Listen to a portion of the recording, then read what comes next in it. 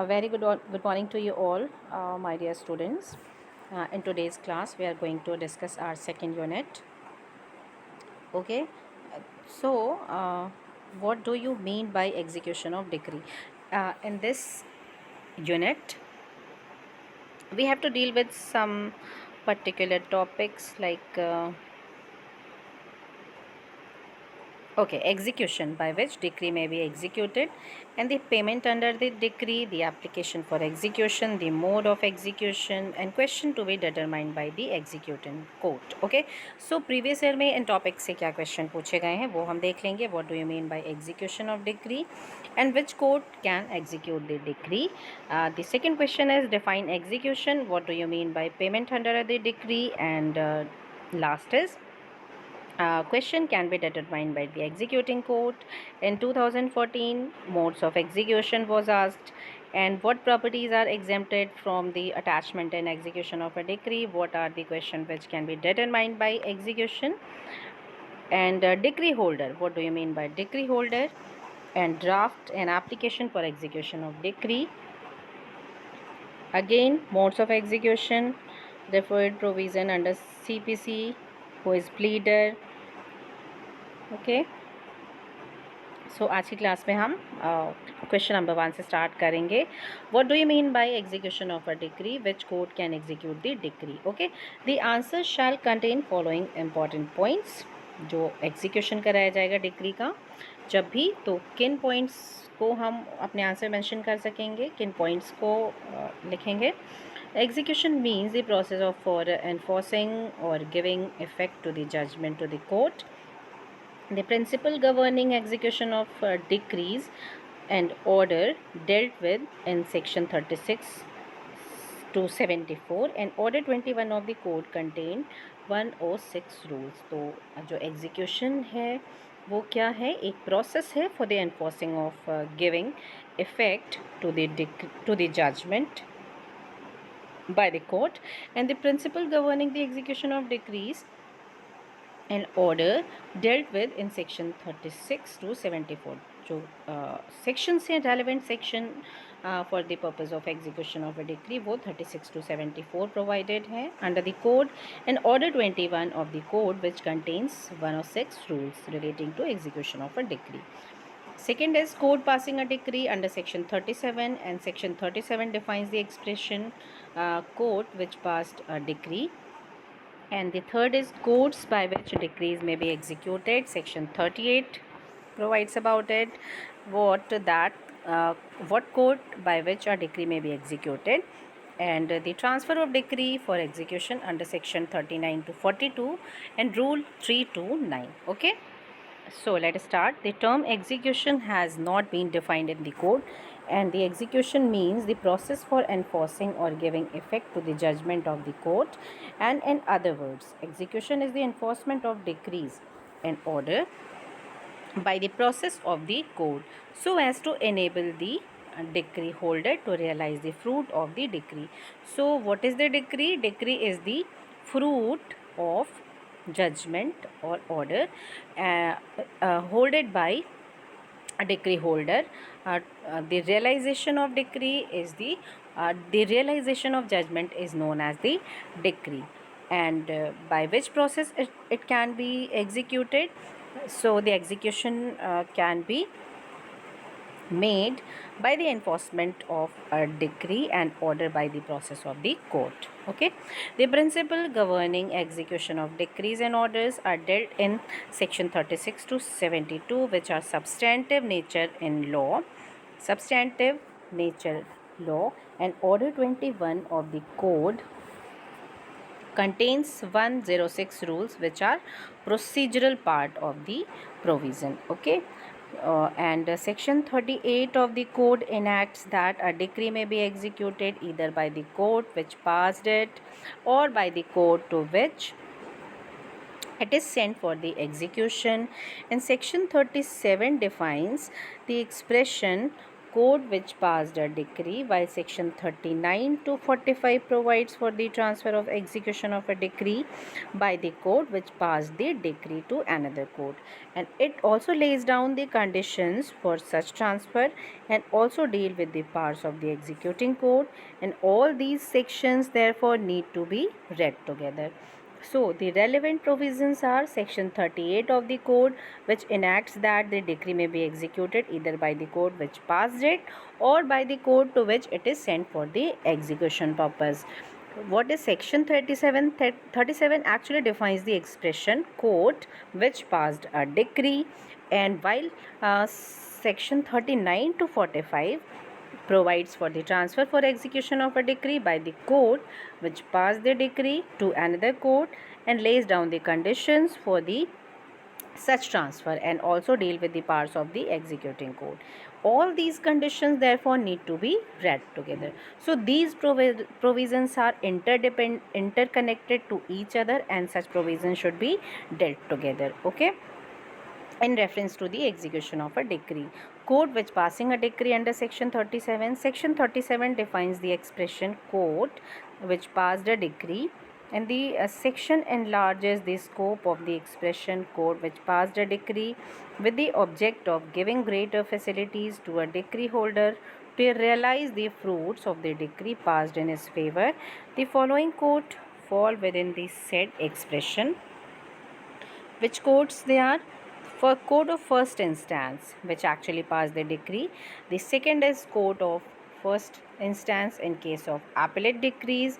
Third is where the court of first instance has ceased to exist, the court which would have jurisdiction to try the suit at the time of execution, and where the fourth is where the court of first instance has ceased to have jurisdiction to execute the decree, the court which at the time of execution would have had jurisdiction to try the suit. Okay, so these are the courts which falls within the expression court of first instance or court by which a decree may be executed. Okay, court which passed a decree. These are the illustrations of expression court which passed a decree. Okay, third point deals with the courts by which decrees may be executed, which is provided under section 38. A decree which may be executed either by B, the court which passed it, or by the court to which it is sent for execution. A court which has neither passed a decree nor a decree is transferred for execution can execute it. So a decree may be executed either by the court which has passed it or by the court to which it is sent for the execution, and the court which has neither passed a decree nor decree is transferred for execution cannot execute it.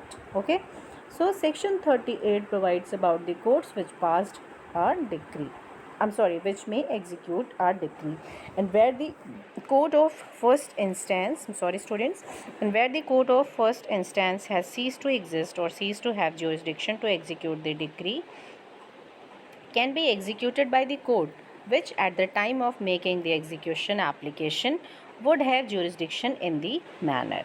And sometimes a peculiar situation arises.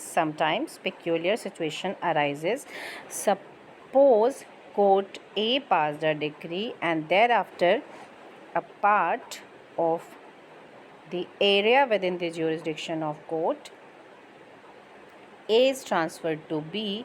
In such a situation, the following two questions arises, and the questions are what? Whether court A continues to have jurisdiction to entertain an application for execution, and question number B is whether court B to which the area is transferred can also entertain an application for execution without a formal transmission of a court without a formal transmission of the decree from court A to B, and the first question must now be answered in the affirmative after the pronouncement of the Supreme Court in the case of Merla Ramanna versus Nallappa Raju, wherein the court held that it is settled law. That court which actually passed the decree does not lose its jurisdiction to execute it. In fact, by the reason of subject matter thereof being transferred subsequently to the jurisdiction of another court. But with regard to second question, there were conflicting decisions, and the High Court of Calcutta, on the one hand, had taken the view that in this situation both the courts A and B would be competent to entertain an application for execution. The High Court of Madras, on other hand, had taken a contrary view by holding that in the absence of an order of transfer by the court which passed the decree, that is court A, that court alone can entertain an application for execution and not the court to whose jurisdiction the subject matter has been transferred, that is court B. And Supreme Court in Merla Ramanna referred to above conflict of decisions but left the point open and did not express any final opinion as to which of the two views is correct by observing. Thus, it is not necessary that in this case to decide which of these two views is correct, because according to the Supreme Court, even assuming that the opinion expressed in the Madras case was correct, since the transferee court had no inherent lack of jurisdiction, the objection to it ought to have been taken at the earliest possible opportunity, and as it was taken at that stage, it must be deemed to have been waived and cannot be raised at any later stage of proceedings. So, very important decision given by the Supreme Court in a reference case which was Merla Ramanna versus Malappa Raju. Okay, and the emphasis supplied on it that it must be deemed to have been waived and cannot be raised at any later stage of the proceeding. The explanation added to Section 37 by Amendment Act 1976 gives effect to the Calcutta view and makes it clear that both the courts would be competent to entertain an application for the execution of a decree. Okay, and how a transfer of a decree for the execution can be made, it is provided under section 39 to 42. And what are the relevant rules? These rules are rule 3 to 9 of order 21. As stated above, a decree may be executed either by the court which passed it or by the court to which it is sent for execution. Section 39 provides for the transfer of a decree by the court which has passed it and lays down the conditions. Therefore, as a general rule, the court which passed the decree is primarily the court to execute it, but such court may send the decree for execution to another court either suo motu or on the application of the decree holder if any of the following grounds. So, how a decree can be executed, what manner a decree can be executed after the transfer of it. So, it is the general rule that the court which passed the decree is primarily to execute it, but such court may send the decree for execution to another court also, and the decree may be executed either suo motu, that is of its own motion, or on the application of decree holder if any of the following grounds exist. What are the following grounds? Number 1, the judgment debtor actually and voluntarily resides or carries on business or personally works for gain within the local limits of jurisdiction of the such court. Or second is the judgment debtor does not have property sufficient to satisfy the decree within the local limits of jurisdiction of the court which passed the decree, but has property within the local limits of the jurisdiction of the such case other court. Or third is the decree directs the sale or delivery of immobile property situated outside the local limits of jurisdiction of the court which passed it, or the court which passed the decree considers it necessary for any other reason to be recorded in writing that the decree should be executed by such other court. And the provision of section 39 are however not mandatory, and the court has discretion in the matter which will be judicially exercised by it The decree holder has no vested or substantive right to get the decree transferred to another court, and the right of the decree holder is to make an application for transfer, which is merely a procedural right. But by the Amendment Act 1976, subsection 3 has been added in section 39, which clarifies that the transferee court must have pecuniary jurisdiction to deal with and the suit in which the decree was passed. Okay, and likewise subsection 4 of section 39, which was added in the Civil Procedure Code by the Amendment Act 2002, which further clarifies that the court passing the decree has no power to execute such decree against a person or property outside the local limits of its territorial jurisdiction. So, dear students, it's all about the execution of a decree, in which we dealt with 4 points, that is execution meaning, which has not defined in the code, and it is the process for enforcing, for giving effect to the judgment of the court, and in other words, execution is the enforcement of decrees and order by the process of the court, so as to enable the decree holder to realize the fruits of the decree. The relevant provisions for the execution of the decree provided under this code is section 36 to 74, which are the substantive part of execution, and order 21 of this code, which contains 106 rules, which are procedural provisions. Okay, and section 38, 39, 37, all these provisions are relevant in purpose of execution of a decree, and the second point which we had dealt with is court passing a decree, which is provided under section 37, in which we read 4 classes of court. First was the court of first instance, which actually passed the decree. The court of first instance in case of appellate court, where the court of first instance has ceased to exist, the court which would have jurisdiction to try the suit at the time of execution, and where the court of first instance has ceased to have jurisdiction to execute the decree, the court which at the time of execution would have had jurisdiction to try the suit. In section 38, we had read that code by which decree may be executed, and in fourth point, the transfer of decree for execution was dealt under section 39 to 42 and rule 3 to 9 of order 21.